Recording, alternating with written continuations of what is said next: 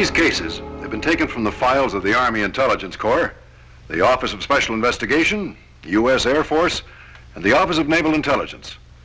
Today, we're going to show you 3 cases of attempted espionage by agents of the Sino-Soviet intelligence system. Now, for security reasons, certain names and locations have been altered. But essentially, these things happened. They're typical case histories. As these cases unfold, you'll recognize the way a Sino or Soviet agent operates, both in finding someone vulnerable to subversion, as well as in their technique of ensnaring him, then applying pressure to get him to play ball. We show you these cases so you'll be on your guard. Profit from these cases. Learn how to recognize the approach of an enemy agent, and if ever approached, what to do. Remember, these things happened. They may never happen to you, then again they may.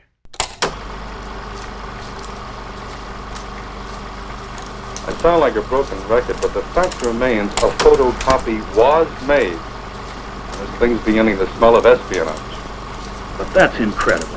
Absolutely unbelievable. Incredible? Absolutely unbelievable?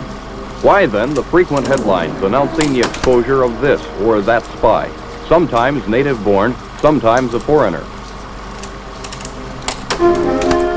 What is really incredible is that the public media, magazines, newspapers, broadcasting, reveal 85% of what an enemy might want to know, if the hostile power wants to dig out the information, and the hostile power does, along with a firm determination to get that last 15% too.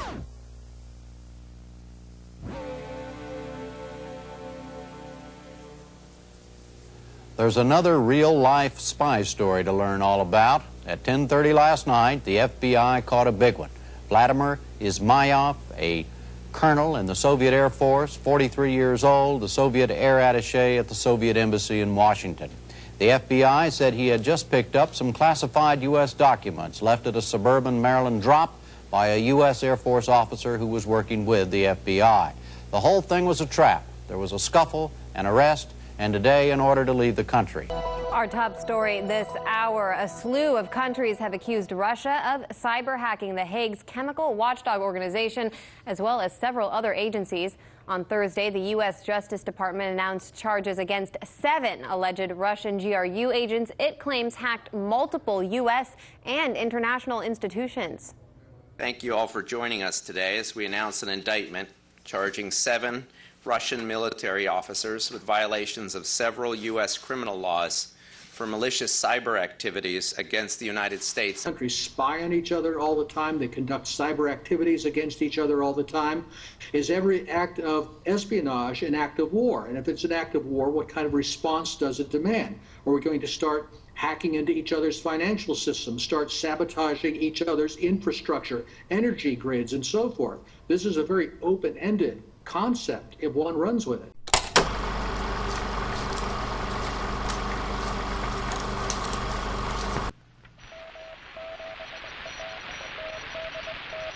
Self-protection is a primary function of any organism. That is as true of the green grass as it is of continental nuclear powers. Since the beginning of man, tribes and clans and nations have spied on one another across the valleys, across the oceans, and now across the world. It's our tactics, techniques, and procedures for going after them. And what we're doing is every time we talk about this, we take what I think are the most important tools that we have in our first line of defense for defending this country. And what we're doing is we're telling them, here's our playbook, here's how we're stopping you. Perhaps if you tried a different method, you'd be successful. And that's just plain crazy. What we're doing is irresponsible in this area. And I think it's significant and irreversible damage to our nation. And we've got to be clear on that. The purpose of these programs and the reason we use secrecy is not to hide it from you, but to hide it from those who walk among you who are trying to kill you.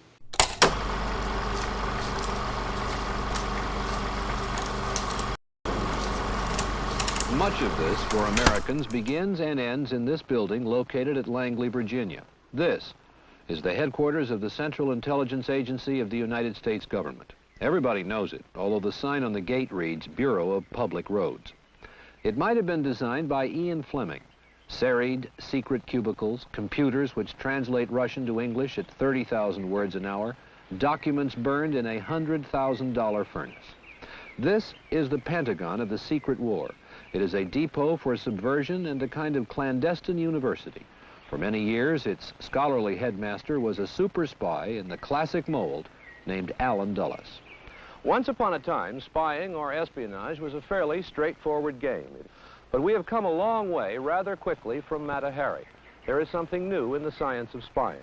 It's not just stealing military hardware and secret plans, but using tanks and plans and men to promote our policies around the world and sometimes to overthrow governments we don't like.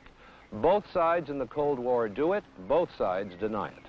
In the spy business, the dagger is replacing the cloak. Almost daily, the espionage war being waged by the Sino-Soviet intelligence network grows more intense. Today, it is common knowledge that Soviet espionage agents are operating everywhere. Even the Soviet tourist may have an intelligence assignment. In addition, thousands of nationals of other countries are in the employ of this system. Remember, we cannot be too alert, for no one in uniform, sailor, soldier, airman, or Marine, is immune to an approach by a member of this worldwide network. But each of us is responsible for safeguarding the security of our military forces. And so we repeat, if you are ever approached to perform even a seemingly harmless service having to do with your military duties, or know of another serviceman being involved in such an approach, report it at once to your CO or nearest security officer, so that our counterintelligence forces may cope with this threat. Whatever you say will be held in strict confidence. By doing so, you'll be fulfilling service regulations. You'll be performing a patriotic service to your country.